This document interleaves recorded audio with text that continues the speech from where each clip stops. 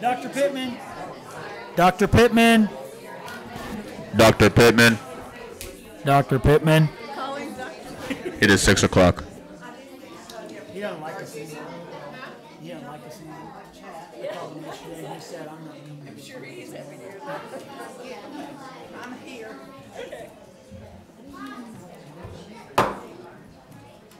Good evening, and welcome to the September the 11th, 2018 regular school board meeting of the Roswell Independent. I'm sorry, let me try that again. Good evening, and welcome to the September the 11th, 2018 regular school board meeting of the Roswell Independent School District. We will now have opening exercises. Call to order. Ms. James Edwards, Excused. Helen Getty, Here. Dr. Pittman, Here. Ruben Sanchez, Yes. Mona Kirk. Yes. Thank you, Ms. Whitcamp. Okay, now we'll have the Pledge of Allegiance by Pecos Elementary students. These students had perfect attendance during the K5 Plus program this summer.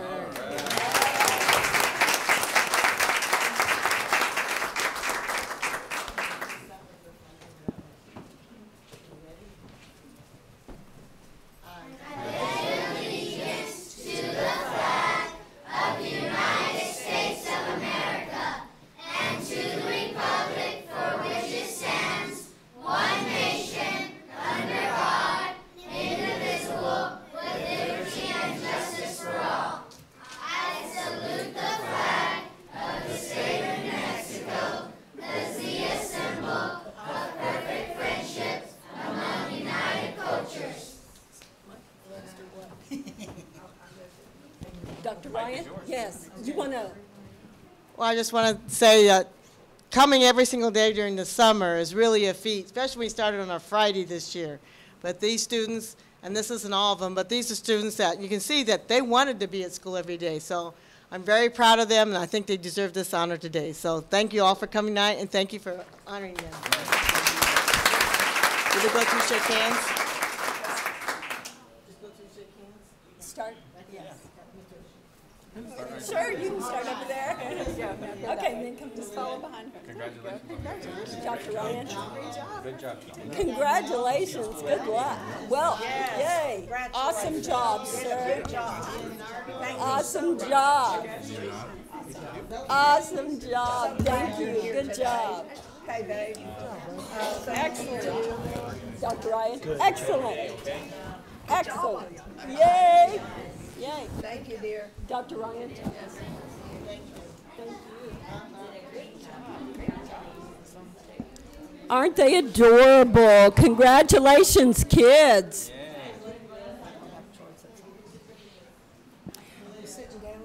Now we'll have a moment of appreciation. Ms. Shaner?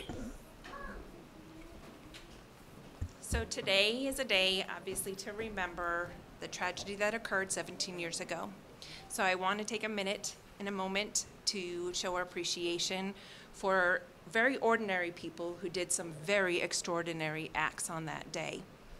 I also want us to reflect on the heroes that are present within the Roswell Independent School District as well, doing some very extraordinary things and often seen as very ordinary people. I want to share just a real quick story with you. I have the privilege and the honor of being able to go into all of the schools and to work with principals and teachers and students. And we had our first principal PLC meeting last week with the elementary principals. I'd like to begin our PLC meetings sharing bright spots, good things that are happening at the schools, with the teachers, with parents, students, etc. One of the principals shared this story with me. There was a little boy who was working really hard toward a prize from the teacher's prize box. So at the end of the week, he had earned his prize, went to the teacher, opened up that prize box, dug and didn't see anything, dug a little deeper, still didn't find anything he wanted. And the teacher asked, is there not anything in here that you would like as your prize? You've worked really hard this week. And the little boy looked at her, looked down, and said, no. She said, well, what is it that you would like to work for? And he said, I really would like to be able to give my mom flowers. That teacher, during her lunch break, went to the store and bought flowers so this little boy could go home and present them to his mother. So again, very ordinary person, championing for our students and doing very extraordinary things. So I think as we reflect and we appreciate the heroes on September the 11th, we also need to reflect and appreciate the everyday heroes that exist within the Roswell Independent School District. Okay, so if we'll just take a minute.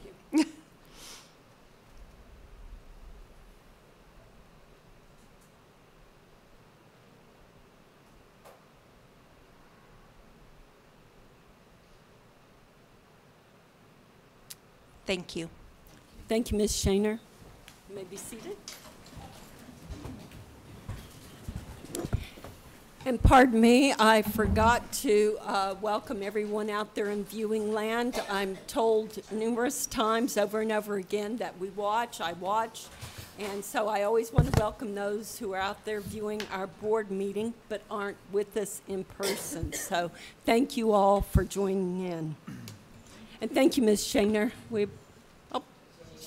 Okay, anyway, great job. Yes, we need to remember this date, and I'm sure we'll hear a little bit more about that as we go along. Okay, so we're moving right along. The adoption of the agenda.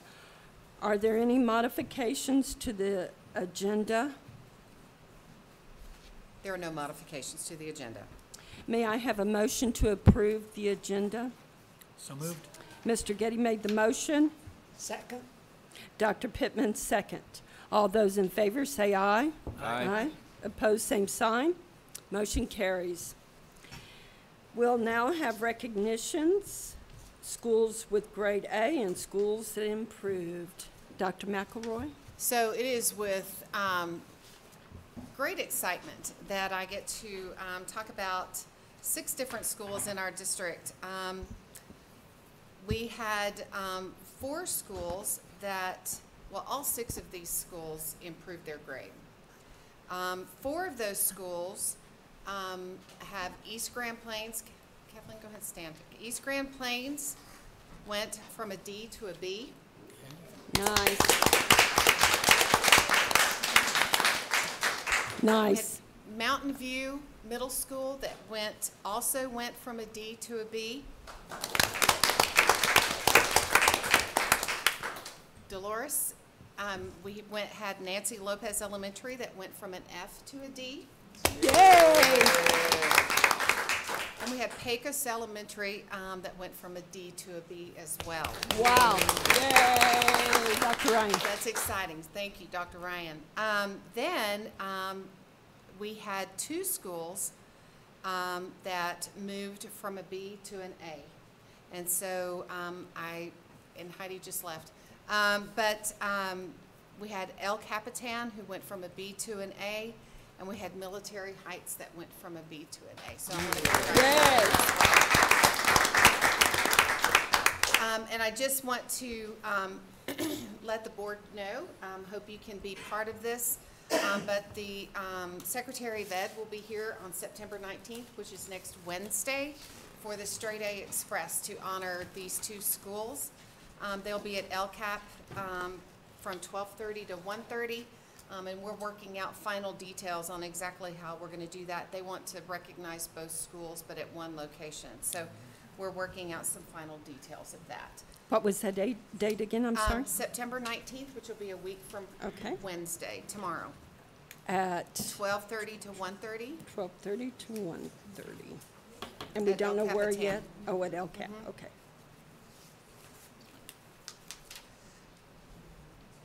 Perfect. Straight A. Yes, All right. Straight A Express from the Secretary of Ed. CR. CR.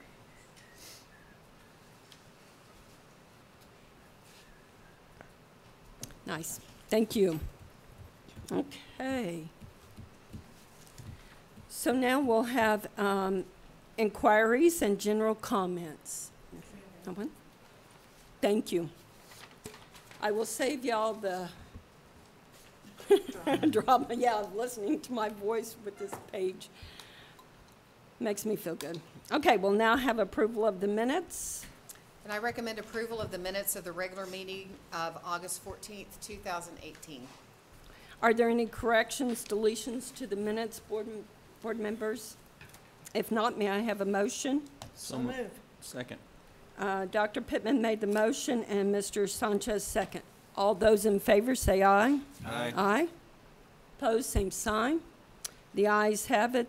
We approve the minutes to the regular school board meeting of August 14th, 2018. We'll move on to the consent agenda. Approval of the consent agenda. Approve August bills, authorize September's bills, and approve August bars. I recommend approval of the consent agenda. Any discussion? If not, may I have a motion? So moved. Mr. Getty made the motion, Second. and Mr. Sanchez second. All those in favor say aye. Aye. Aye. Opposed, same sign. The ayes have it. The consent agenda is approved. Now we'll move on to action items. Number 1, permission to apply for the Wells Fargo Partner Grant. I recommend approval for, to allow this teacher to apply for the Wells Fargo Partner Grant. Is there any discussion? I do have a question. What's she gonna use it for? That's a good question. Is Mr. Lujan in here? I thought she was supposed to be here to answer those questions, and she's. So I don't have that information. But we will be approving the acceptance if she does get the grant. Is that correct? Okay. The donation, yes, or the acceptance of the grant. So, Mr. Lujan, you have no idea what the grant money is going to be? Okay. Okay. And this is just the application, Right. So, yeah. Okay. You can choose, if at that time, if you decide that you don't want to be part of that, you can refuse the money. Yeah. I know it's a partner grant with Board. Oh, okay. Oh, okay. Good. Oh, okay. That helps. That does. Board members, did you hear that? Yes. Thank you. Okay, so, any other discussion? May I have a motion? So moved. Mr. Sanchez made the motion, second. Second. Mr. Getty, second. All those in favor say aye. Aye. Aye. Opposed, same sign. The ayes have it. We'll approve the application for the grant. Moving on, number 2, the $1,500 donation to Early College High School from Chaves County United Way. And I recommend approval of this donation. Again, do we know what the money is going to be used for at Early College? Mr. Cole didn't provide me with that, and he's not here. So. Okay. I do have it. Do you have that? I Oh, do. good. Thank Yay, you. Linda. What they're gonna do is, it was meant for the Key Club, but they no longer have a Key Club per se, but they have a yearbook, club that is taking part of the duties that the Key Club did. So they're going to have the first ever yearbook at Early College High School. And Nice. so that includes the template for the yearbook, a camera, equipment, that kind of stuff. Great. Oh, that's nice to hear. Okay. Well, hopefully that 1,500 will take a lot of that load off and buy him some nice equipment. Great. May I have a motion? So moved. Second. Okay, Mr. Getty made the motion and Mr. Sanchez second. All those in favor say aye. Aye. Opposed, same sign. Ayes have it. The motion carries. Number 3, donation of 50 Chromebooks to Pegasus Elementary from Cable One. I do know what that one is. I was there. That was really an awesome thing. So I do Yeah. recommend approval of the donation of the 50 Chromebooks to Pegasus Elementary from Cable One. It was a remarkable, remarkable thing. In addition, y'all made the paper with that little donation. Made the Roswell Daily Record. Yes. Yeah. Is there any discussion? Having heard none, may I have a motion? So moved. Mr. Sanchez made the motion. May I have a second? Second. And Dr. Pittman second. All those in favor say aye. Aye. Aye. Opposed, same sign. Motion carries. Congratulations. Good luck with those Chromebooks. I know, huh? Okay, number 4, RISD 2018-2019 Preventive Maintenance Plan. And I do recommend approval of the 2018-19 Preventative Maintenance Plan. And if there's any questions, Sean Benedict is here to answer them. Hallelujah. Mr. Benedict, come on up and tell us a little bit about the plan, would you, sir? Don't be shy. Madam President, Superintendent McElroy, members of the board. So every year we have to update our preventive maintenance plan. It's part of our mandate from PSFA, so we can get funding for maintenance and for construction projects. So it's pretty straightforward. Do you guys have any questions on that? Any high spots or any changes No, we sir. need to be aware of? All we really did was update the budgetary numbers and the goals and accomplishments and things like that. We didn't really drill down into the meat of it and change a whole lot off the template from what it has been in past years. Okay. So, So more of the same. yes, sir. Okay. The goals are the same, they remain the same? We've changed them slightly, yes, but they're pretty close. Any other questions? May I have a motion? So moved. Mr. Getty made the motion to approve. May I have a second? Second. And Dr. Pittman, second. All those in favor say aye. Aye. Opposed, same sign. Ayes have it. Congratulations. Thank you, Mr. Benedict, for the preventive maintenance plan for 2018-19. Okay, now we'll move on to reports. Wow, that was quick. We broke a well, record there, didn't I we? know, well, we're starting. not through yet. Yeah. Well, but as far as action items get are excited. concerned, Yes, You yes, know, we a whole flew, we a flew. whopping 4 of them. Yeah. I like those. So this just in, the Wells Fargo grant is for clean energy equipment. She, to teach that program of study through with high schools that work, so. Oh, okay. Cool, Yes. clean energy. So, thank you. Nice. Yeah. So I have several things that I'd like to report to you. Teacher summative evaluations went public yesterday, or last week? Yesterday. I do want to report that vast improvement that our teachers made over this last year. From last year to this year, we have 70 teachers who are at the exemplary level. That's an increase of 32 teachers at that level. That's the highest level. We have 177 teachers that are highly effective, and that's an increase of 4 at the highly effective level. That's also incredibly hard to do. We have 219 teachers who are at the effective level, which is also an increase of 9 at that level. And what I think is really remarkable is the decrease in the number of teachers that are at the minimally effective or ineffective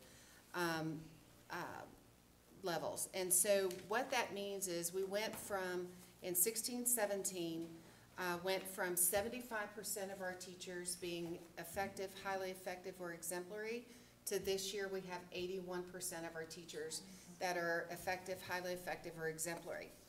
And so that means less than 19%, or 19% are less than that.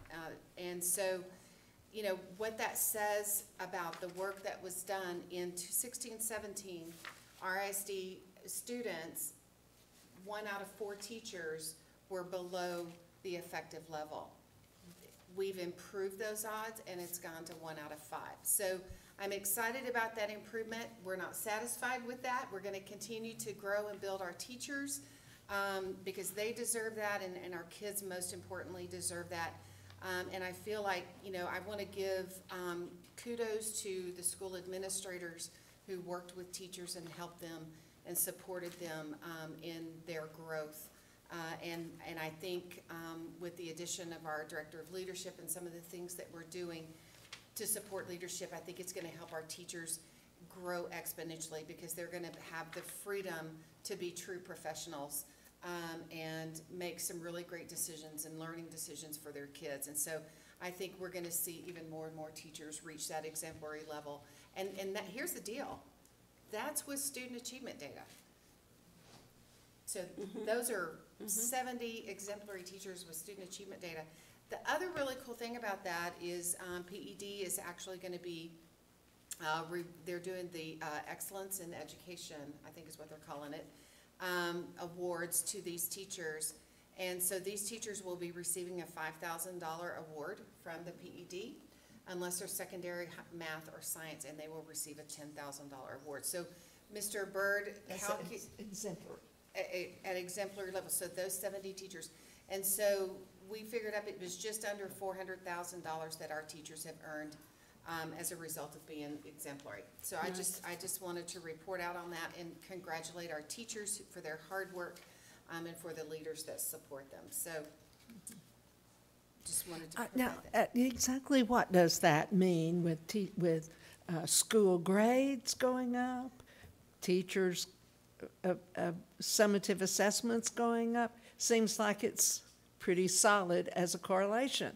It's, well, you know, I think so, because so much of school grade is a result of student performance, is a result of student achievement, and it's growth. And the reason these teachers are exemplary, it's not necessarily that they're getting every one of their students over that 750 mark. It's they're making 2 or 3 years worth of growth with these kids and getting them to that middle ground where the next year, that next exemplary teacher that they get can push them over that limit. And so you'll continue to see those school grades go up as a result of those efforts and their exceptional abilities in the classroom. So those things are so closely linked. It's the same data. So. And it's also related to the consistency of our state test. We are now into our 4th year, so it makes that knowledge a little more transferable. The teachers now have a firm grasp on what's required of the student, and they're able to move their children, and it just kind of goes full circle. So kudos, awesome job. Yes. So the next item that I have on my reports, I did receive a request. I met with a representative from New Mexico Virtual Academy, which is a charter school currently chartered by Farmington Municipal Schools. Farmington has decided to go a different direction in that regard, and so the New Mexico Virtual Academy is looking for a new charter authorizing entity. And they approached me about our ISD's interest in doing that. I've not talked to any of y'all about your feelings on chartering and charter schools, and felt like that was really a discussion we should have in open meeting. Because I really need to know where you stand on that and if you're open to the idea of chartering more schools. I did pull their school report card from this last year. Over the last 4 years, they've been a C, a D, a D, and a C, so they moved back up. Their lowest performance areas on the report card were their current standing, which was an F area, and then the student graduation rate was also the lowest area. You know, the thing I would ask you to remember is that, you know, once you locally charter a school, they become part of your data. And so, so taking on, you know, we would take on the C grade, and we would take on the graduation rate as well. You know, opportunity to learn was an A. They had really good high scores on improvement of their higher performing students. College and career readiness was a C. They were lower on improvement for lowest performing students, which, you know, a lot of schools struggle with. So I just wanted to bring this, if you want me to explore this further, I can, but I just really would like to have your direction on that. Well, I have a couple of questions. It is virtual, of course. Is it a K-12 Yes, application? yes, it's a K-12 school, is my understanding. No, is it high school? 6 through 12. 6 through 12. Secondary. Okay, secondary only. How many teachers? We have a couple of representatives here. Can I Perfect. ask one of Yes, them to- yes, please step forward and answer our questions. And this is Dr. Hyde Pope, who is the executive Okay. director of the Okay, New hi. Mexico Virtual Yes, Academy. okay. Morning, letting us come. And Please. this is Kelly Loudermilk. Many of you know her. She is our assessment coordinator at the school. Oh, okay. So roughly right now, we have about 14 employees. We have 2 secretaries that are working on-site in Farmington, and the rest of the staff all work remotely throughout the state. We have, to date, right now, 400 and maybe 75 students. We are onboarding as we speak to reach our 500 cap by the 40th day.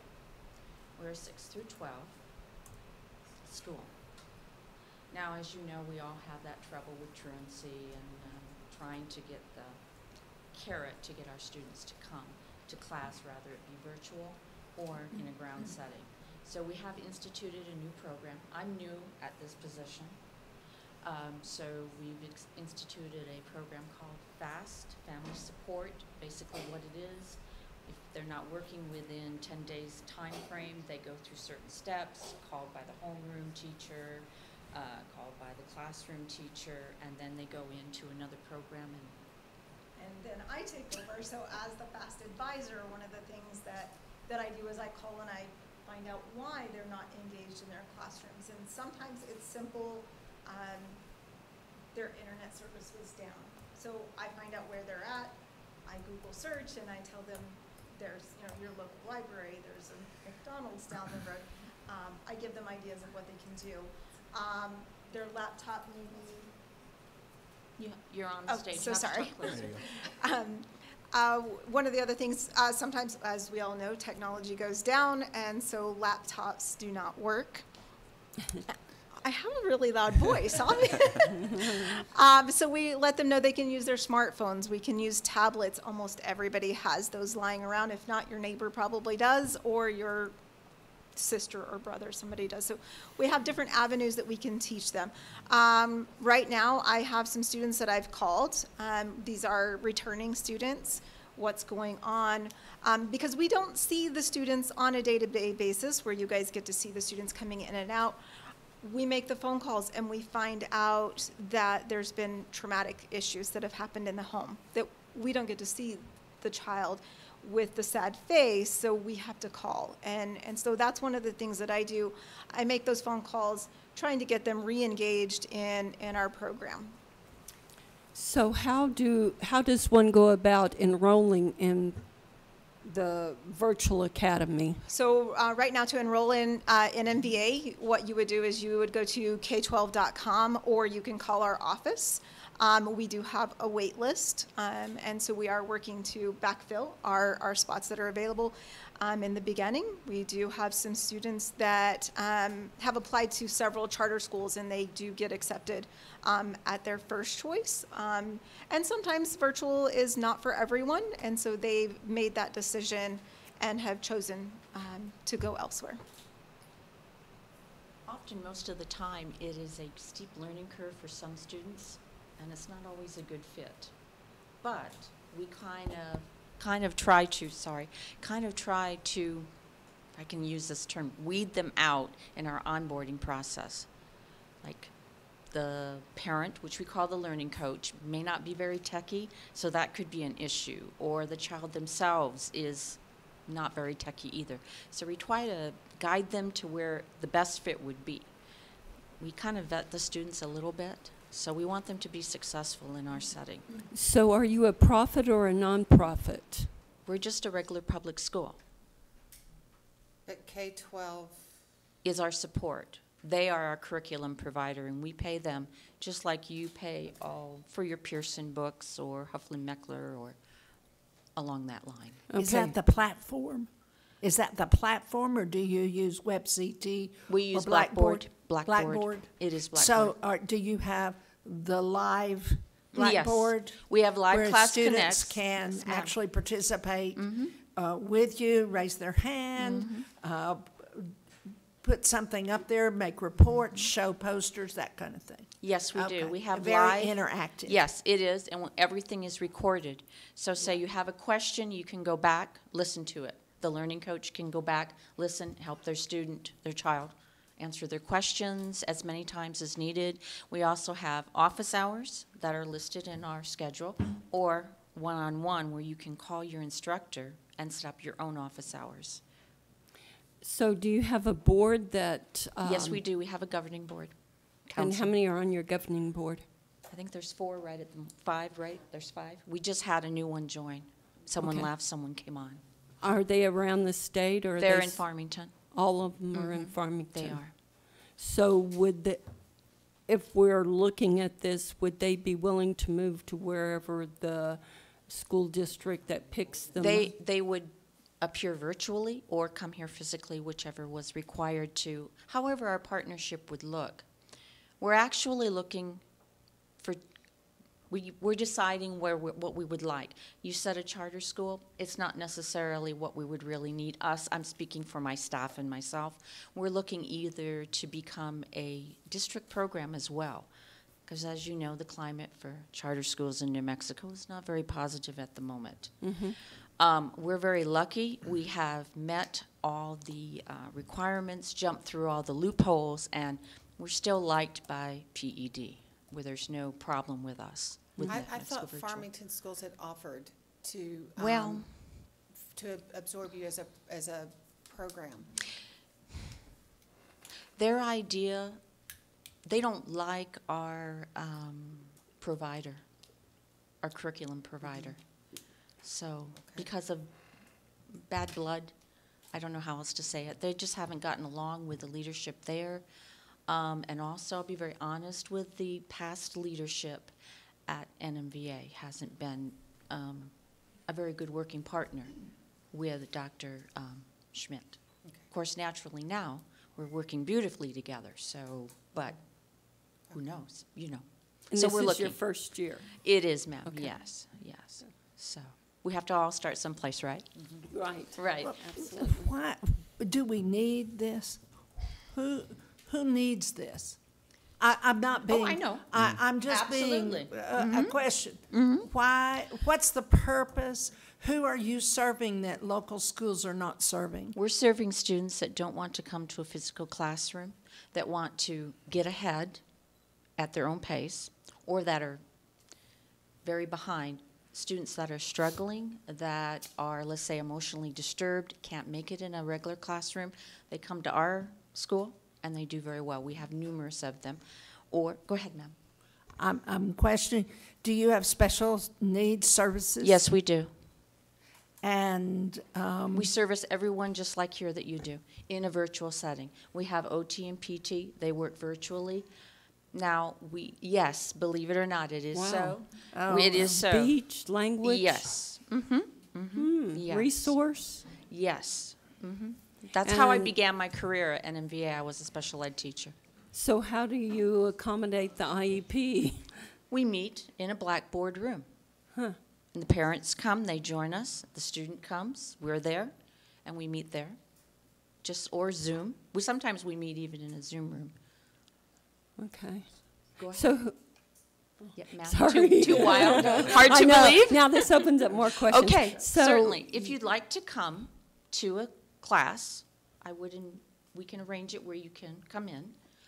You can listen to a recording and see really what it's like. It's kind of amazing. It's kind of almost like Star Trek, you know. now, do you let a kid that's out get credit for coming back and watching the recording? Yes. Okay. It's logged. We have a Right, yeah. we have tons of data. The And- others may not know too much about it. I don't know if you've ever worked on Blackboard I've taught for a university in the South. Yes. That uses what you're talking about. Eastern uses it, but Yes. not for live classroom. Yes, it where is. you've got interaction. It's I live, we got tracked to the do that. live, we tracked the, going in and listening to the recording. We can even know how many times the kid's touching their mouse, every keystroke, where it can be all tracked too. So the powers up there, if they want to, can see what we're doing, if they know we're working or not. So, Thank you. Thank Thank you for you. your time very Thank you. much. Thank you. Thank you. So I just need to know if there is any interest in this district pursuing another charter annual program. What would be the advantage to us? That's a good question. I'm new to the charter game, honestly. I've never worked in a district that chartered schools, and so, I would, have to do a lot of investigation. I do know that, when I checked with the Secretary of Education, I was told we would have to increase our capacity, to charter beyond what we currently have to be able to do that. But What they're does that telling us, mean? And, well, I guess there's a limit. I don't know. That's part of what and here's my deal. I don't want to do a lot of research unless y'all want me to. Well, here's, I Because- mean, I have, so, and I thank you for coming, but I've done some research on this, and your parent company did cause some major problems for Farmington, according to what I saw, and I don't think that would scare me. I mean, they started looking at books because of something that happened in California, and that came to Farmington. So, I mean, to me, I think I'd like maybe to see how, I mean, I hate to sound this way. I don't want to be I don't want us to be the, Next one. yeah. I don't want to be the next Farmington, and that has nothing to do with you guys. That's your parent company, and we can't, but that's something we got to take into account. So Absolutely. I'm not really all that excited about it. Also think about Sydney and the great things that we're doing with our charter here, which is, our charter. And I just think what they're doing is amazing, and what they represent and what they show the board every day, what they're doing. I'm kind of stuck. I won't say I'm stuck, but, I'm kind of looking at that as an example. And unless you're going to,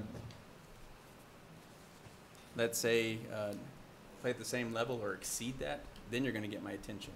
But, I think there's too many unknowns at this time, too many what ifs. I think we're kind of maybe rolling the dice a little bit. For me to kind of, make a decision, I think I need a little more information, but my guts kind of go into what we have here, just how it's working phenomenally, and it's working really well.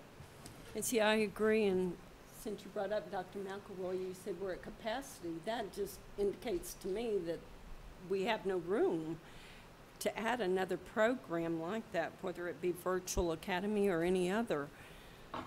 That's just it could be done, but we would have to request it and go through that process. Yes.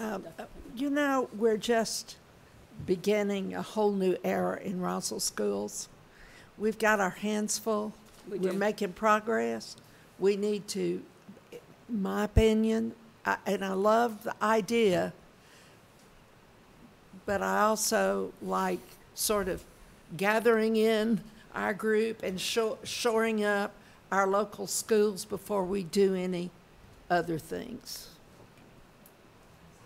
So that sounds like the majority of the board is not in favor, so, Pursuing more yeah. information. We thank you so much for coming and presenting and answering our questions, because there are a lot. I mean, it's a big decision when you take on a virtual academy or any virtual and adding another program. So thank you. Thank you. Absolutely. The next item, just as a reminder, that the Fall Regional School Board meeting is in Dexter on September 24th. At 5:30? At 5:30. I'm gonna cut and run early from that, So I'm gonna go and eat. I'm not gonna leave till I eat. Well, we knew that. But I'm probably gonna leave Okay. when Joe starts talking. No, I'm kidding, Joe.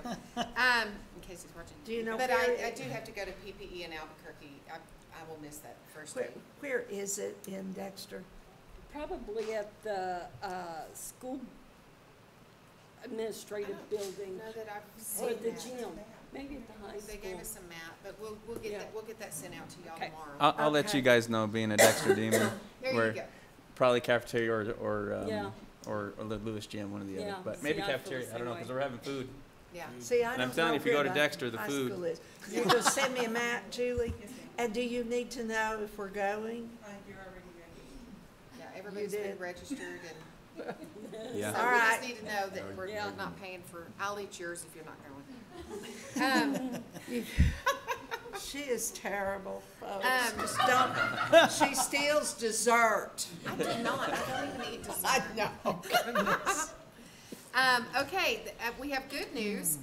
So our bonds go for sale tomorrow, and in the nick of time, we got our Moody's rating call on Monday, and we maintained our AA2 rating, Yay. which is Yes. exceeds the state rating. Yes. And what's, Yep. yeah. So Thank what you. that, yeah, that's amazing. And so what that means is, and because Moody's has been downgrading, and we were really kind of tentative about going to them because they have been downgrading every single school district by at least one level. And us being able to maintain that level shows an incredible level of fiscal responsibility. And I just want to applaud Chad Cole and his department for what they do and, you know, keeping us in check much as they possibly can. You know, it's hard to be the bad guy, you know, but somebody's got to do it. And so, and he does it with great grace. And so, but, you know, everything goes into that bond rating. Our preventative maintenance plan, our salary schedules, our facilities, our tax base, our valuation, our every single little bitty detail. It is nauseatingly, mind-blowingly boring to sit on that phone call because it's pure accountant talk and your eyes just kind of roll back in your head. But they look at everything. And so, and so to know that we were able to maintain that in a very tough time is incredible because schools have been getting nailed all over the state by this particular rating company. So I just want to applaud Chad, Mr. Cole and his department for and you, because you support that and you encourage that for being able to maintain that rating. So our bonds will sell very well. So Awesome. that's a good thing for us. Yep, the budget is under our purview. And that is all I have. Oh, school board we already talked. Yes. No, we Oh, the didn't school talk board about it. convention in December. We need to know like ASAP whether or not you want to go because I guess there's some difficulty over the rooms for that. But that is December 7th and 8th at the Embassy Suites in Albuquerque, and it is the annual convention for the school board. I think that's when elections occur for state offices. I would be willing to bet that your new governor will address the assembly, whoever that may be, because it's after the election. Anyway, and then the great breakout sessions and things like that. So really want to encourage you guys to go, but please let Julie know just in the next day or so that she can get those arrangements made. This is just something, as we're sitting here talking about this kind of stuff. Would it be easier for Julie if we sort of like went through and said, we know we're going to this one, we know we're going to this one, and then that way she can, Yeah. as soon Yes. as, okay, Yes, we'll do that. Yeah, because as soon as those notices come out, we need to jump and Right. yeah. reserve rooms because they go very quickly. Trust me, we've stayed at some of the, Yeah. other. Aforementioned hotels. And we have a copy And they of walk all, into their but traffic. Julie did a great Hopefully job not putting die. it in our calendars for us, so we know what the upcoming events are. So Cool. if you're willing to. So just send an email to Julie and say, I'm going to this one, Yes, this one, this. yes. Does that work, Julie? Yes, Okay, we'll do, I'll do I'm on that. for every single one of them, so it must be just mark it off. Wow. You're going to the National Does that mean we Convention get an this year? upgrade? Yay, He shook his head. It's 'cause it's- okay. Because I missed the last one in Tom Human resources, moving on. Terry. Madam President Kirk, Superintendent McElroy, members of the board, in your packets you have the monthly personnel report along with position openings. I also handed out a copy to each of you as well. At this time, I'll stand for any questions that you might have over those two reports.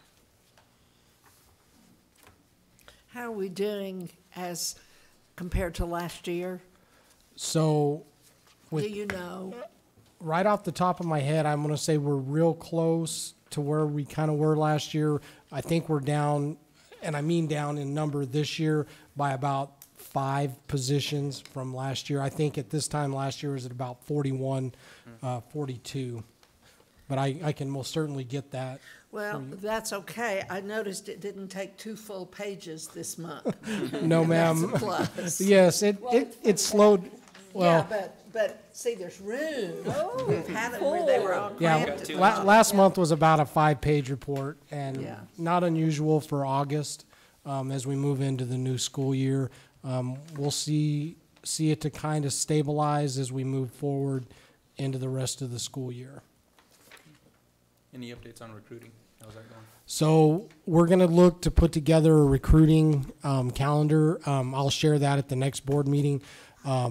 The fall, kind of a little bit slower than the spring.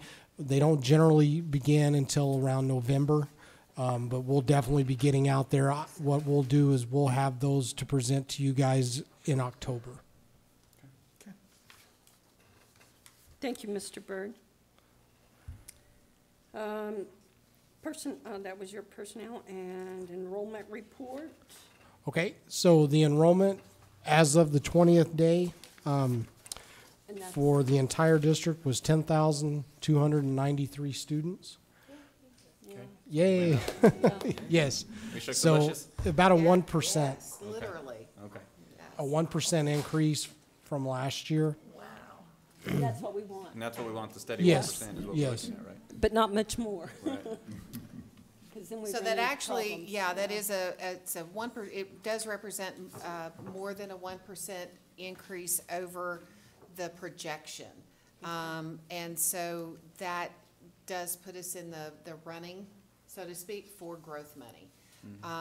But that's based on the 40th day, report, but we're getting there. And I will say that, our federal programs people, through, looking at students that didn't report this year, there were like 180-something kids that they went out and literally found. That, I mean, and there's only 6 that they cannot locate, that were, like suspended or something and just disappeared from the world. Nice. And they've done like 180 home visits. They've tracked these kids down and they have brought them back in. And so I think that was Kristen Salyers, it was principals, it was, LJ, our school resource. I mean, it was all hands on deck. And they went and literally shook the bushes Home- to find home to them home, and yes. got them back in school. Yes, Well, that's good news. that's So what I it wanna takes commend them for that. sometimes, yeah. And thank you for everybody putting in that effort. Yeah. I mean, that's Oh, what it yes. takes, so. Thank you. Assessment and evaluation, Mr. Dooley. I was told I need to speak in the mic or they won't hear me. Okay. And we're going to project that here, and I'll try not to blind anyone. You should have that on your packet as well. And I'm just going to give you an overview of all the different little areas that we're tracking through our report cards. And let's see if we make this work. There we go. This is our map. I just like the map. I like to see where all of our A, B's, C schools are. You can see our B schools are scattered from the north all the way down to the very edge of the county. But this is our 5-year look at our school grades. And if we go back to 2013-14, this is where we're at. We were a C school, a C district. We didn't have any Fs at that time. The next year was quite a drop. Now you see we had a lot of Ds, a couple of Fs, not many up here at all. So this put us into the D level. We barely dropped into a D. So the next year, even though we have more Fs that third year, we moved a lot more up into the B and the A and the C level. So we barely jumped over the border to jump into the C. The year after, this is not last year, but the year before, we only had one F school, and we were just like a bell curve right here. I mean, we're right dead center on a C score. And this is our scores for this year, the one that just passed, and we're going to end up right on top of a C. I predict that it'll be a C. We haven't got our district report card yet, but there's just no reason it should not end up the same. We've got one less B, one less D, one more A, and one more F. Now, the school that was an F this year before, we know Nancy Lopez is no longer an F, so we don't have that consistent, that 2 years of F where we have to consider sending a letter to the parents saying, your kids can choose a school. So we do have some movement up and down, but we're right back up again to where we were, right dead center in a C. So, but it is satisfying to know that we can move schools from a D to a B, and that can be from one year to the next. So I think we're all on track now, and I think we're moving well into next year, and I'm looking forward to some really, really good results next year. Okay, so let's look at our iStation. Now, on iStation, we have 3 levels. That's going to change this year. They're going to move to 5 levels. That was supposed to have been changed this month. They're still working on that. They still have some glitches. But they're going to match it to Park. So where we look at 5 levels, we can have a better comparison to our Park scores, especially when they move into 3rd grade. Now, the level 3 is considered proficient at grade level. This is the state. This is a percentage that the kinder, 1st, and 2nd were at the state level, and these are ours right here. So we're right on the mark. We're very close to what the slightly above or slightly below, but very close to what the state is doing with all 3 grade levels, K1 and 2. Now we do iStation all the way to 5th grade, but for the purposes of the state counting it, they look at the K1 and 2. That's why those come out there.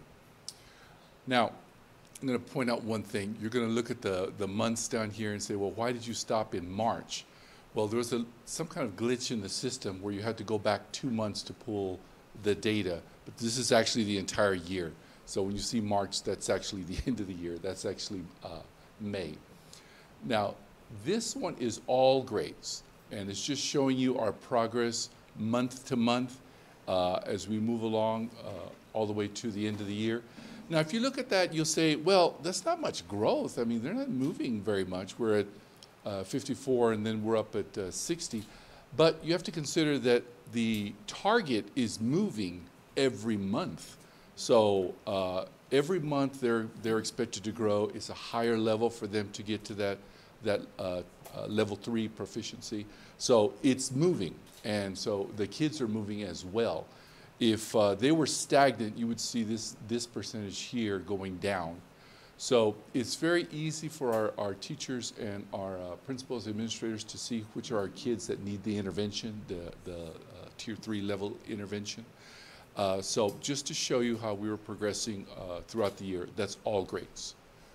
This one is each grade individually, and it says March, but that is really May. That's the end of the year.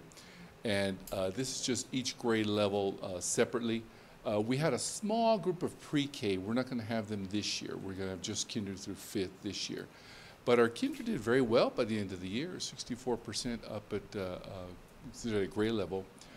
second grade, which is the ones that are getting ready to move to Park this year. So that's very satisfying to see that they're up at 2/3 of them are on level by the time they're leaving second grade. So our third grade teachers have a good place to start. And this is our fourth and fifth as we're moving into more difficult reading and harder goals for them to meet. It's harder to get into that level 3, and that's reflected right in there. But again, we still have 60% of our kids by the time they're leaving fifth grade, based on this, are at what they would consider grade level reading, and this is only reading; it's not math. And I'm sorry, if you have any questions, you want to ask anything as we go along, you just ask me as we move. So this is given monthly, and there's no correlation at all to the PARC assessment? Well, no.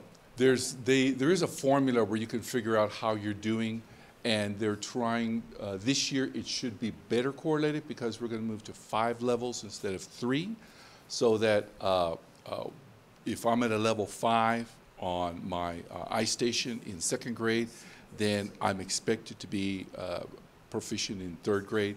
So they're trying to make it match better. Rather than we have 2 separate things, we're trying to make them match better. So, okay. This one is for our Access for ELLs. This is the English proficiency test that they take once a year. This was the very first year that we took it online. We moved away from paper.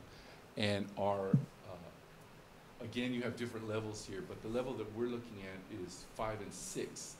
These are considered proficient, and this percentage of kids are the ones, whoops, moving away from the mic.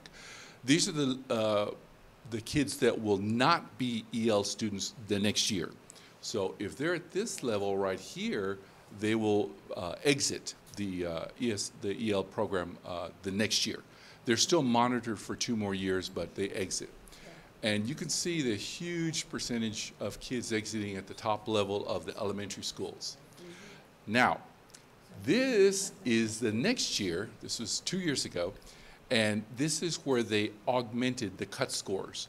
They made, the test is still the same, but the cut scores to reach this level have been changed, and you can see that the percentage of kids that are reaching that proficiency level dropped dramatically. And that's the same way it is all across the nation, all across the state. So this is the percentage of kids that we have actually exiting 2 years ago. But that's not a moving target. No, that one is not. They changed the cut scores, but it does not change, each grade level has its own target, but it doesn't move. So this is what we had last year. So we moved up to nearly 2% of kids exiting. It's, there are some challenges within there based on taking the test online because there are all the 4 domains of communication are used: reading, writing, speaking, listening. And there's been quite a change in the way that they're scoring, especially the speaking part. And it's the kids need to get more comfortable using the technology and speaking enough so that it's got to be scored.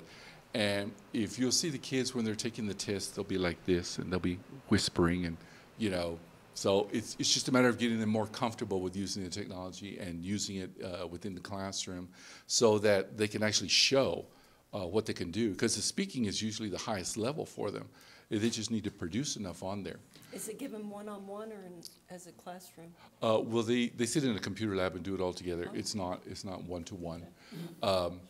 When we assess them when they're moving into the district, it is one-to-one, but for this one, it is in a group setting.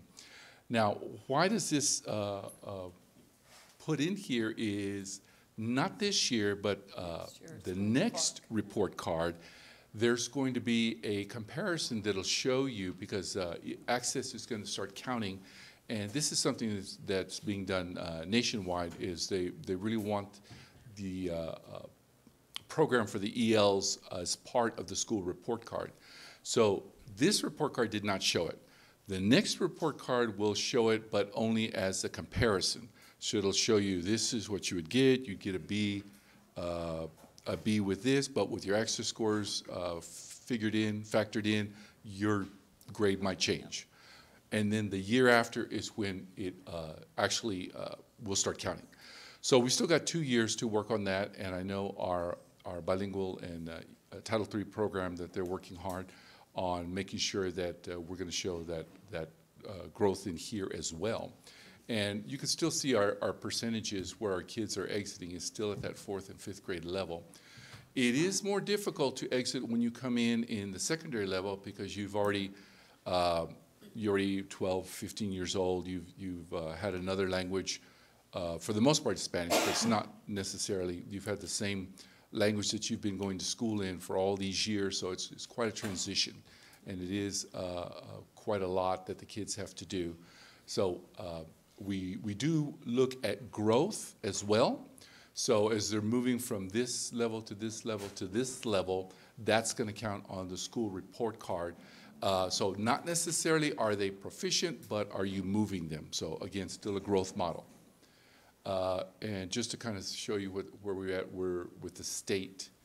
We're more closer to 2% than 1%, but the state is right at 1% or slightly below on exiting kids this last couple of years. All right, Park. All right, so I got a lot of color on here. Our last year scores, the ones that just came in, are in red. So I put all of our elementary here so we could get we could look at each grade group cluster separately.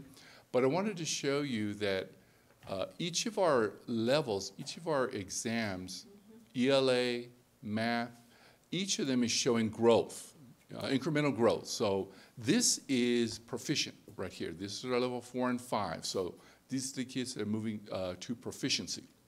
And we are showing growth in every grade level. So that is really good. Now, this is the middle school. Again, you can see growth, growth, growth. This was pretty good here, 7th grade ELA. That was quite a jump. The only group that did not show growth is this one right here, 8th grade. So these are the kids that are freshmen in high school right now. So our high school principals are aware of the needs of this group coming in. But not a huge loss, but just not the same type of growth we've been seeing on the other grade levels. And this is our high school. Yes, sir. So what are we doing to address that proficiency and that drop? You know, what have we analyzed and looked at, and what do we need to give our student or give our principals? Well, one thing so they have the tools in their toolbox. One thing that we are using this year is we've moved to a different math intervention program. That seems to be a real challenge. MobiMax is what we're using this year. So it's a new tool, a new program, a new way to address the kids individually. So let's say in elementary we have iStation, which addresses the kids' needs individually. It's prescriptive. So now we've got the MobiMax that can address the students' needs individually with their math. And but at the same time, our teachers are aware of the kids that they get, so that they want to take a look at their data, the areas of need that they have, so that they can address them within the classroom. You know, every kid is an individual, and so they don't look at you know, the 9th grade overall. Every single kid is going to be an individual, and so you've got to address each of their needs individually. Okay, so we have that new program, but what are we doing to support our teachers with that? As far as like the training that we're going to have with that, that's coming up this year because we've just started with that. We haven't yet. We want to make sure that once we're all settled in there, I know this is coming through instruction, but they're going to do a intensive training on the MobiMax so that we can really fine tune it and use it to its best effect. So is MobiMax 6 through 12, 6 through 8? Let's see. I believe it goes K6. Oh, I'm sorry. It only goes up to 6. I thought it was going all the way up to all, because I only see my side of it right there. But okay.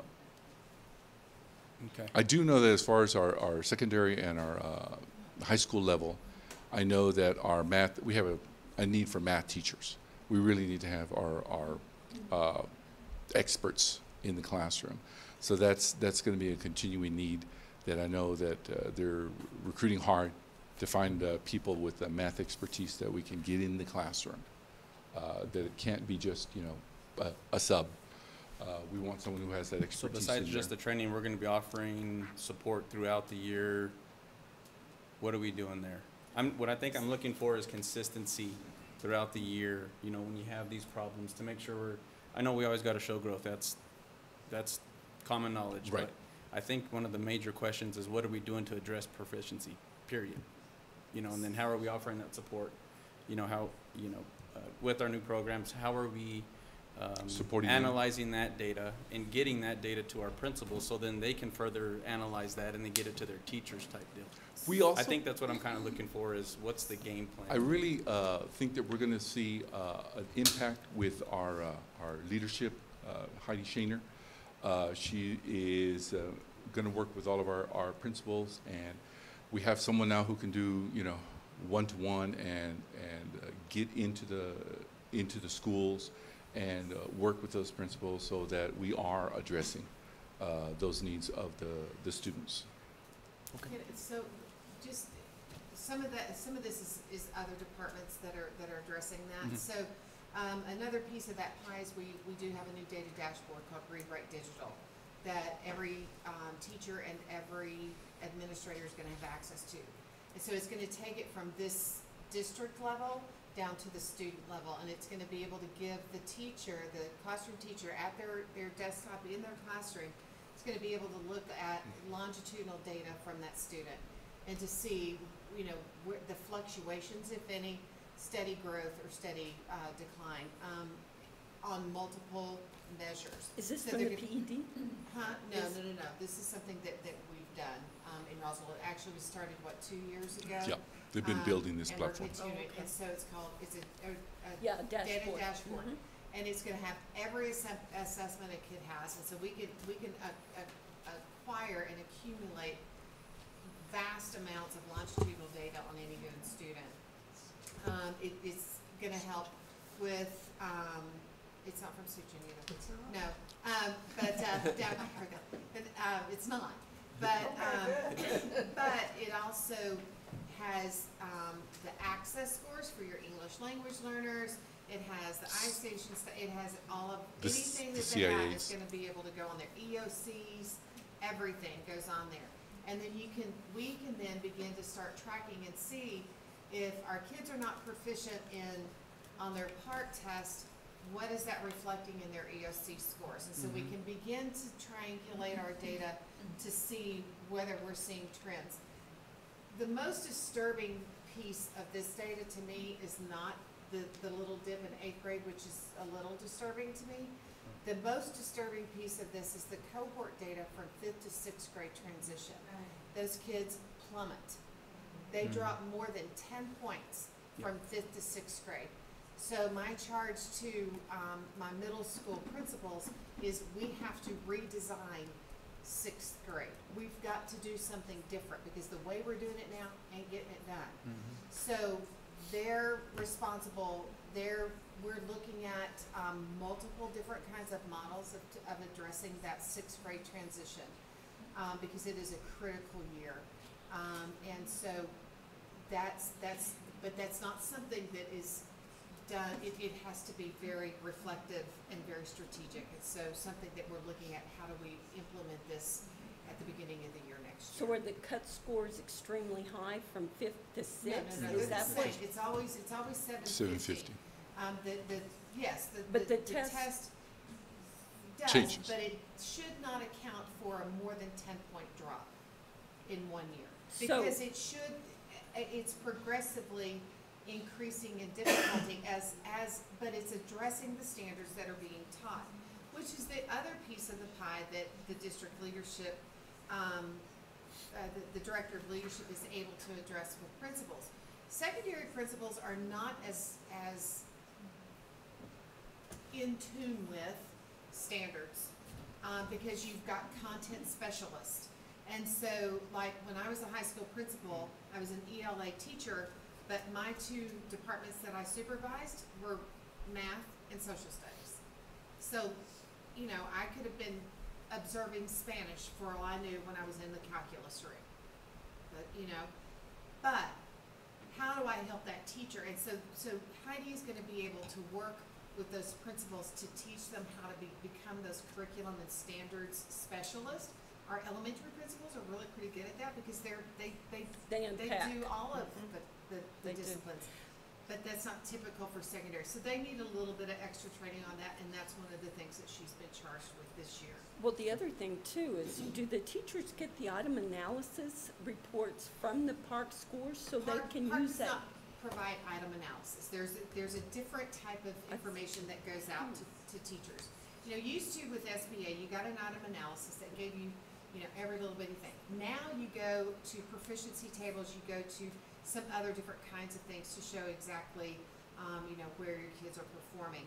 I think we have some tools available through some of our diagnostic types of things with our multi-tier system of support that Sonia has put in throughout the district, where we're really focusing in on making sure that our main course education is meeting 90% of the need. And we're not doing that right now. And tier one is main course. We're not doing that now. So we've got to make our main course instruction more robust. Then you intervene with a smaller number of students, and we're doing that through the multi-level. And so we're changing that up a little bit on how we're doing that. We're getting the resources to our targeted schools first priority, and then to specific grade level areas. So that information will not be on the data dashboard? What information? The item analysis, anything No. that the teachers can look at to? No. Okay. Well, thank you for explaining. Yes, Yeah, thanks. Let me see. So basically, every department, every instruction, assessment, business, you know, every single department has a piece of that pie. And Yeah. so, and Ownership. is working toward that common goal. So there's our high school, and you can see we still have, you know, showing growth. And we're a couple of percentage points, even proficiency-wise, above the state. So we're moving in the right direction, and we see everyone growing incrementally. It's different students that you see every year, but still we're moving. The only one area, and we still grew there, but that Algebra 2 is just really a tough nut to crack. So, Algebra 1, Algebra 2 stinks across the state. yes. I mean, it's not that much different across the state. And nobody wants to know why. I'll be happy to tell. What they're doing with that test. So, but luckily we can use our EOCs and our geometry scores to show proficiency for our graduating seniors, because that Algebra 2 test is just something else. So our Science SBA, now there's 4 tiers on the Science SBA, and this is 3 and 4. This is proficient. This is Roswell in blue, and this is the state in, what is that, orange? So we're growing. This is 4th grade, grow, and above the state on that. And this is our 7th grade, grow. Small dip here, but not very much. I don't know what it was with the test, because we mirrored exactly what the state was doing. But it's quite a difference between our 7th graders and the states. So it's good to see them growing their proficiency on that. And this is 11th grade. So again, let's see, am I pressing this? Yes, we're just slightly above the state here. But this is our proficiency level on this one as well. That's Do we know the why we science. had that dip in 17? I don't, you can see that both the state and Roswell went down. And if you look in the 7th grade, both the state and Roswell went down. So it might have something to do with the format of the test, the one that they used, because it's, if you see yourself different than the rest of the state and Right. the large group, you could look for some kind of reason that's here in the district that It you're looked like doing. ours was a little more substantial than the states on the. Maybe On they the changed one- the on your cut next scores. slide there. It's no telling necessarily what they come up with and what they give us, but you know. Yeah, we dropped a couple right. brackets there. Mhm. So that's our science. Now, one area that we really have to concern ourselves with, and I think that it's going to be just a huge factor to have the folks from the Title I office, I mean from the federal programs, getting the kids into the schools, because if they're not there, there's no way that we're going to be able to get them to graduate. So we did have a concern, and we're looking at every single kid who's out there to get them to graduate. And we do have kids, even if they didn't make the 4-year, we still have them for the 5-year. So it's not like you didn't graduate in May, we'll get rid of you. You know, come on back in, and you can still count on the 5-year. The idea is to get the highest percentage we can, if 100%, if possible, of the kids with a diploma when they leave us. So it's not like we want to give up on anyone, but that is a concern for us that we'll be looking at. And I appreciate our resource officers and our federal programs people getting out there and bringing the kids in. So that's going to help us a lot on that one. And this one always lags a year behind. So our kids that graduated this year, they won't come out until next year's report card. And that's it for me. So with that too, back up one slide, is there any way possible when we Let's look see at if that'll that work. number and the decline, Let me can see. we analyze that and see why? Because I mean, we're consistently dropping, and I mean, there's got to be. Oh, there we go. I'm wondering if there's some type of consistency that we can work on as a district on, you know, why we're 65 Yes. and we're 69. And when you're coming down to this number here, 1 or 2 kids is a percentage point. So if you're missing, you know, 8 kids, you know, that's can be significant. So every single kid is going to count. But we do need to get them into the classroom, and we don't want them to be, okay, if you didn't show up for 10 days, we just, you know, kick you out. Can we analyze that data and tell the story on why? And then see. We could look at you know, particular, yes, we what can we delve need to into do. that Is there more one deeply. high school that graduates, the performance is higher than another? Is there, It's not a It huge was in the difference paper, between I the two. remember, I do too, yeah. Right. right around There's not a graduation time. huge disparity. No. You know, our biggest concern, you know, university, but it's a Of different course, setting. yeah, it is. You know, we still don't have graduation data from early college, high school, because Mhm. that lags a year behind as well. So, in my preliminary examination, I think discipline and our consequences are driving a large portion of that. And so we are very aggressively attacking that particular issue. Our principals are currently creating, and they don't know this yet, but tomorrow y'all are creating a discipline matrix, just FYI. The ones that- Bring your stuff. But we are actually recreating a discipline matrix that provides a buffet, so to speak, of consequences versus black and white. Because we don't live in a black and white world. Right. There, you know. Long-term suspension, it's That's not gonna right. help anybody. And that's driving our kids out. And so, you know, I've put the challenge out there before them that we need to come up with as many options as we can possibly dream up before we ever consider suspension. Because that's a kid missing class. Good. And so then the other thing we've done is we actually have created a middle school alternative school, which we've not had before, for those students who are long-term, because there's some knuckleheads that are going to continue. And so, but we don't want to, we still feel, we still bear the responsibility of their education, even if they're a knucklehead.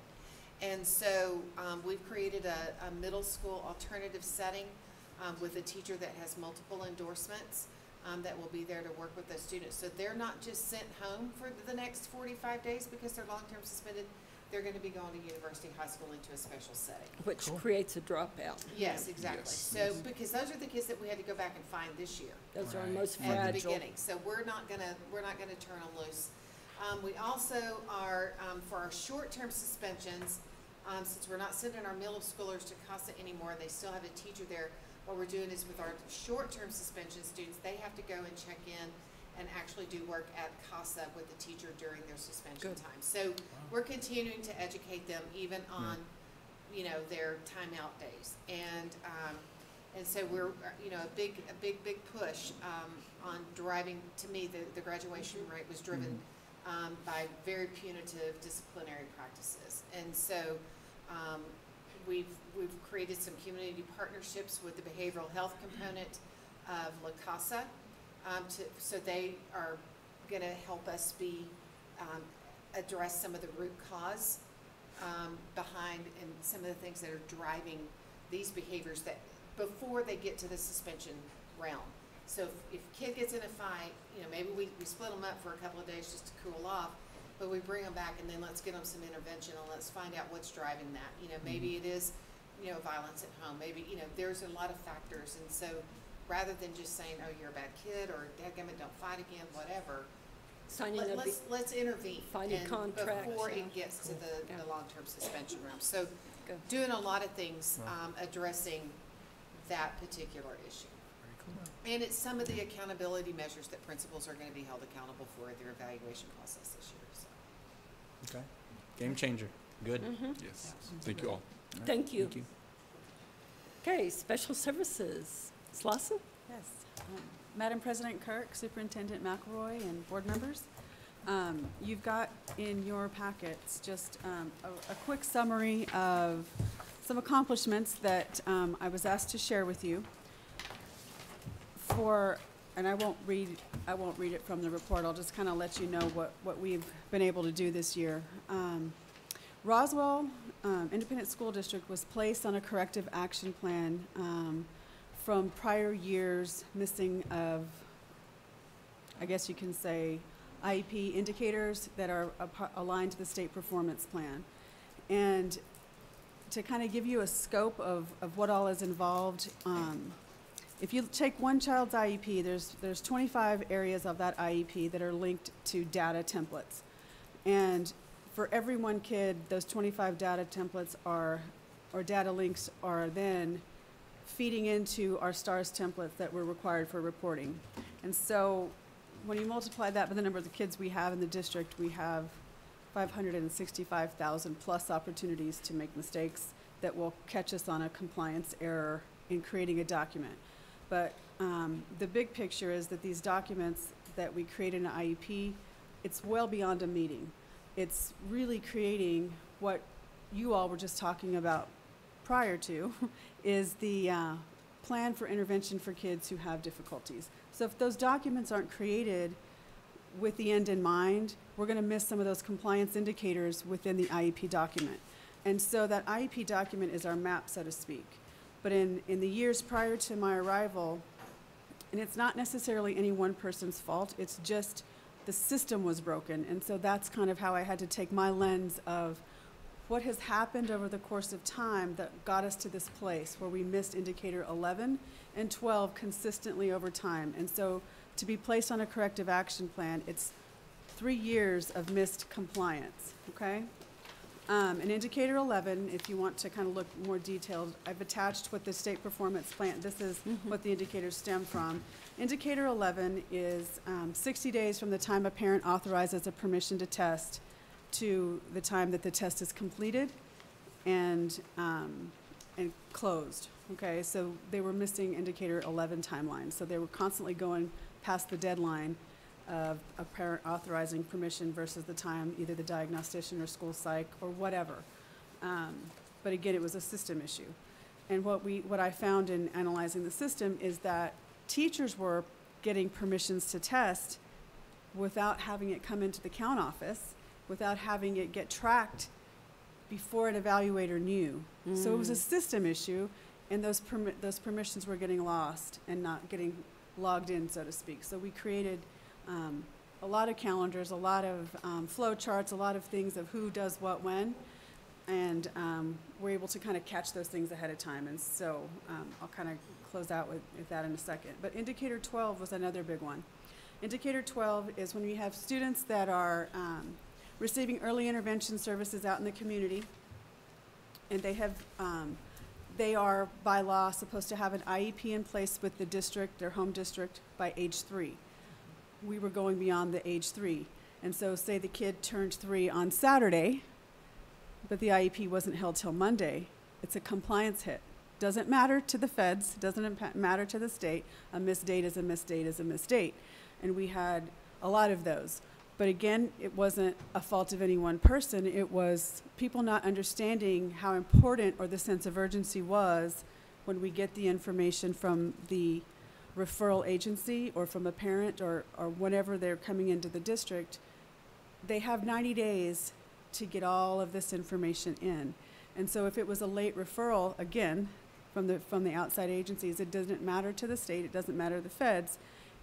If a child shows up to us on Friday and their birth date is the following Friday, we had to get all of that complete in time by their age 3 birthday. And so those dates were getting missed. And so there's a whole other side to what the teams were doing. And they thought, oh, we'll just get it on Monday, not realizing that it's a huge, huge compliance hit. So because of those missed dates over time, we had to do a root cause analysis and really kind of taking some time to understand the system. And it was a lot of meetings, and it was a lot of teamwork and idea sharing so that everyone understood what their role was. We developed some plans, we tried them out, we tweaked them, tried them again, tweaked them, so that by the time our actual visit came in with the National Technical Assistant team, they were like, how have you not missed any timelines given what was happening before? And of course, we were notified in the fall that this cap was going to be having to be in place, so we got ahead of it. We got ahead of the game, and we started planning our action. And all of these documents in binders, we created a lot of process flows. And so when they did arrive, they were just impressed by the fact that there was a number of folks in the room, not just myself, not just, the special ed director. It was everybody who was involved in the process along the way, and they were able to share what they've learned through the root cause analysis and the trying of the different things. So by the time we had a follow-up meeting in March and then another follow-up meeting in August, and by August, they wanted us to share how we got to this place so quickly, because most districts, if they're on a level 3 corrective action plan, it takes them about 3 years to get out of that. So I want to just give kudos to the department, and especially to the early childhood evaluation team, Pat Parsons, the diagnostician, and our lead people that are working with the C2B side, which is the early intervention side, as they bring them into the district, because the communication is key, and that's what we really found. That the right people needed to be on the right seats of the bus so that the flow really did flow. And we created some flow charts, then trained on the flow chart. So it wasn't done through email. It wasn't a one and done kind of, here, do this. It was, check it out. What do you think? How does it affect your world? Let's come back and tweak it. And so that happened over a course of time. And again, no good deed goes unpunished, because we were recognized for clearing the cap, and now I get to present at the state director meeting. Yay! Oh, so sorry. No, it's great. I mean, it's actually really fun because we mentor other special ed directors across the state, and it's nice to be able to say, look what we walked into and look what we were able to accomplish together. We are now. And so, just so you all know, you've got a great team of people that are in the special services department and out in the community. So most of the hits were from the early childhood, the 3-year a lot of it program? was. Okay.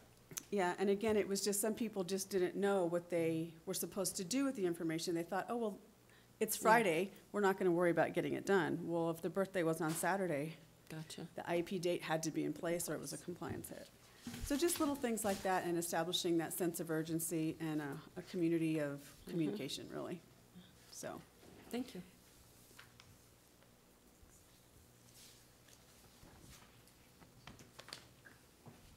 Any questions by any chance? Anybody else? Okay, so moving on. Just kind of general, like Sure. parent involvement in this. How's that looking when it comes to that? Well, the parents have to be involved, especially I know in the sometimes, you have some you have great involvement, sometimes you don't. It's not a choice. So our theme for the department is whatever it takes. Okay. And we have had meetings in parking lots. We have had meetings during parent lunch hours. We have had meetings in the front porch of people's houses when dates were coming due. It was really all hands on deck when it comes to time to meet deadlines, whatever it took, they did it. And to ensure that the parents did have the authorization and the participation in it. Okay. Yep. Thank you. Yep. Thank you. Okay, moving on to board communications and new and unfinished business. We'll start from this end. Dr. Pittman, we'll start with you. I don't really, I'll probably think of stuff when we get a little further. Okay, you want me to come back then? I went to the high school football game last week. I hadn't been to a Roswell High School game since I was in Roswell High School. And it was so fun. And one thing that I've noticed, Ms. Kirk, is that our kids at Roswell and Goddard have as much school spirit as we did when we were at Roswell and Goddard. And that's exciting. There's hope. There's good stuff happening. The kids, we've got great kids. And one other little thing. I've been reading this book called The Book of Joy. How about that? And one of the things that it says is there are about 7 billion people in the world. And we don't hear about 7 billion people. We hear about a few people that do bad, stupid, knucklehead things. And we gotta remember that when we're thinking about our students. We have fabulous students in this district. And yeah, we have a few people that do dumb things, but it's just a very small minority. So that's what I want to leave with you. I think we've got a great student body, and we've got great parents, and we've got people in our community that care.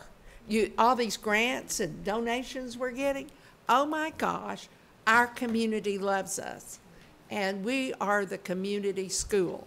So that's all I have to say. Thank you, Ms. Kirk. Thank you. Mr. Getty. I really don't have much. I'm going to leave it at that. You sat with me at the ball game. I did. I sat with a great fan at the ball game. It was really good. Well, she sat with us. She got to meet Cora. She would sit back there and she'd go, well, they're not as good as Alabama. Oh my God.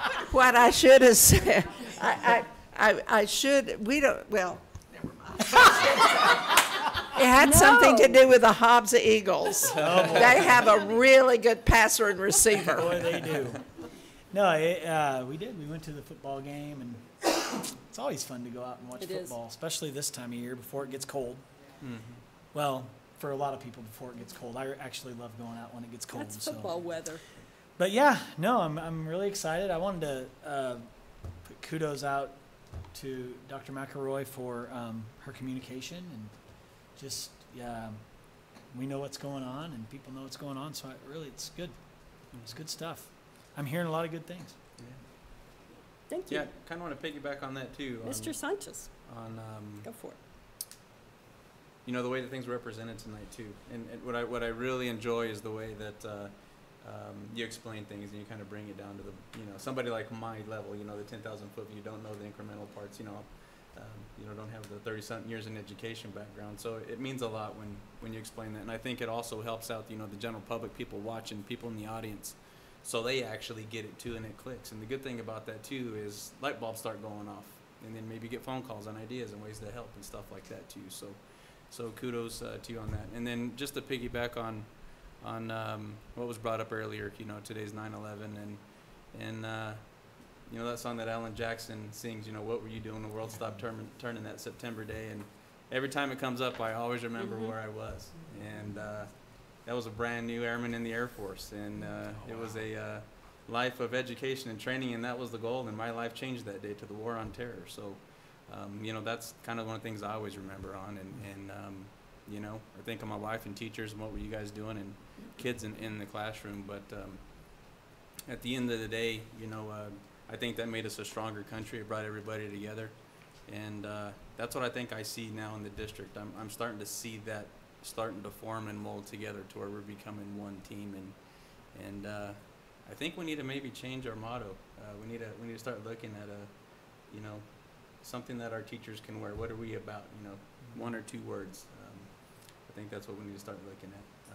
But anyway, as always, thank you to everybody, teachers, principals,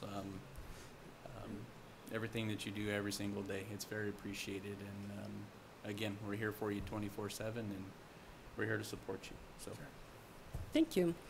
And now I'll conclude. So I want to say thank you to Ms. Shaner for mentioning 9/11, because Mr. Sanchez, I too remember exactly where I was, what I was doing, and where I was standing when I saw the trade centers being hit.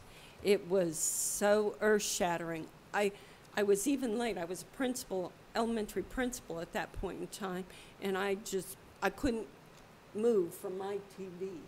It was that grabbing.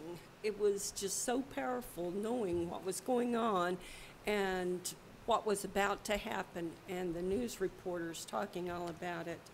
And it's just, our world has changed. Our world changed on that day. So I want to thank all the first responders. I know at church on Sunday we did a nice cookout for all of the first responders, and it was just a lovely event, and I want to thank everybody out there that helped with that. The second thing I have is I want to congratulate our elementary principals becoming partnerships with our partner with the First Tee, and I would like to recognize First Tee because it's an awesome program, and now that it's going to be brought to our schools in elementary. So that's a really nice thing, and the paper did a great job reporting it. And, well, our Roswell Daily Record did a great job. Okay, so then the last thing I have, board members, I asked you to bring your calendars with you so we could look at dates. I did talk to Mr. Edwards, and he said anything in October. So October the 21st, 28th are out for Hughes. So September 21st. September. So we're looking at Friday the 5th in October. Is that an issue for anybody? I will be. I'm going to be at the Gates Foundation convening in Seattle. Okay. I'll be gone. So how about the 12th? Oh, I can't be there. Can't do the 12th? I'll be gone. Okay, so 19th or 26th, I'm good. I was going to tell you the 4th, or I'm sorry, the 5th was going to be a challenge because that's the beginning of our new FY, so it's helter-skelter. We can do other days besides yeah, Friday. besides Can it be another Friday. day other than Yes. Absolutely. Are you okay with that? Okay. Yeah, see, both of us have problems because I know. Yeah, Fridays are easier for me, of course, because. Okay. But I mean, if we have to, If you want to, maybe I can aim for latter part of the week. I can always work because then I can change my schedule during if things happen. Yeah. So would the 19th be all right for everyone? Does that work? You good on the That's 19th? I'm good on the holiday. 19th. That's during the Roswell Jazz Festival, just to say. Well, we're looking morning though, but parent-teacher I'm just saying, we conferences- have a big thing at noon and hoping our students and teachers, that's parent conference day. Yeah, Right. 9 And- to noon. Yeah, So it is a working day. I know, it's not a good day for me. Okay. So we're down to the 26th. I can do it. Yeah. Would y'all wanna do a 26th. Saturday? Would you No, wanna do not a Saturday, please. Not a Saturday. Every Saturday in October is booked for me. Okay. Okay, how about the 26th, I'm good. I'm in. 26th? 26th. Okay, Okay, the 26th. yes. Let's do it. We'll see what happens. Let's Nothing stand on one happens. leg, hold your mouth open, and close one eye. And it'll- Yeah, so we'll look at the 26th. I'll ask Dr. Prater if that Afternoon's works. better? Morning Um, is what Mr. Yeah, if you want to do like Edwards you're said. saying, like a Morning morning is work, better. work and lunch type deal, Yeah. that'll work. So 8:30 We to, do like a 10 to 2, so we have So Well- we have to eat? Or nine to one, actually. Yes. Mr. Edwards said earlier is better for him, so 9 to 1. Yeah, that's Okay. good. Okay, so I'll get in touch with Mr. Prather and see if that will work for him. Okay, and I think that's all we have. So, it is roll call time. Julie? Oh, may I, that's right, may I have a motion to adjourn? So moved. Second. So Mr. Gaddy made the motion and Mr. Sanchez second. All those in favor say aye. Aye. Pose same sign. It is exactly 7:41. Roll call, James Edwards, excused. Alan Getty, Yes. Kathleen Pittman, Yes. Ruben Sanchez, Yes. Mona Kirk. Yes. Thank you.